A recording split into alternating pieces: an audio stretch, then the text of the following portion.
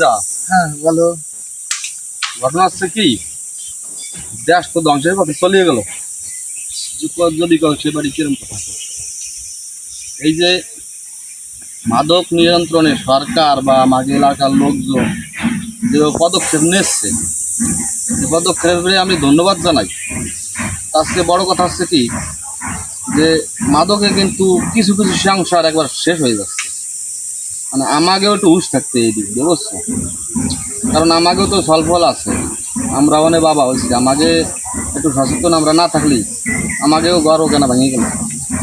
এই সমস্ত কৃষির দিক দিয়ে সব গার্জেনকেও সচেতন থাকতে হবে এবং সবাই এটা খেয়াল রাখতে হবে, যে পোলাপান কোনভাবে চলে কী যার যার গার্জেনের এই যে খেয়াল রাখতে হবে।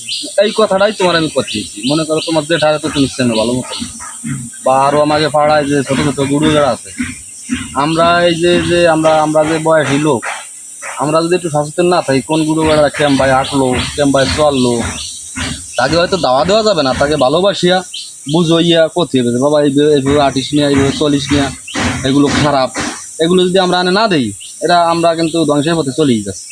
পরবর্তী জীবন মনে করো এটা তো সমস্যা হবে। সমস্যা মানে গুরুতর সমস্যা, কঠিন সমস্যা। এই দেখতো কতজন দেখি তো ঘর দুয়ার বাড়ি ঘর ভাঙিয়ে চুরিয়ে ডাল বানাইলে। আমাদের জীবনে যাতে এইভাবে না ঘটে, আমাকে তো সেভাবে সচেতন থাকতে হবে। এটা প্রতিটা গার্জেনের তো সচেতন থাকতে হবে, সচেতন না থাকলে তো এর পরবর্তী অনেক বিপদের সম্মুখীন হবো আমরা। ওই যে দেওয়া যাচ্ছে কি, আমাকে ধর্মগ্রন্থে আরও বিভিন্ন ধর্মগ্রন্থে এগুলো লেগে গেছে যে অপরাধ যে করে আর অপরাধ যে সহ্য করে, দুইজনই সমান অপরাধী, সমান পাপী। এই জন্যই আমাকে উচিত, আমাকে এখনো সচেতন হওয়া, তাই না? এইটাই ওইটাই খেয়াল রেখো। আর কি কব, বুঝছো? ওই দিক দিয়ে আমাকে সচেতন থাকতে হবে।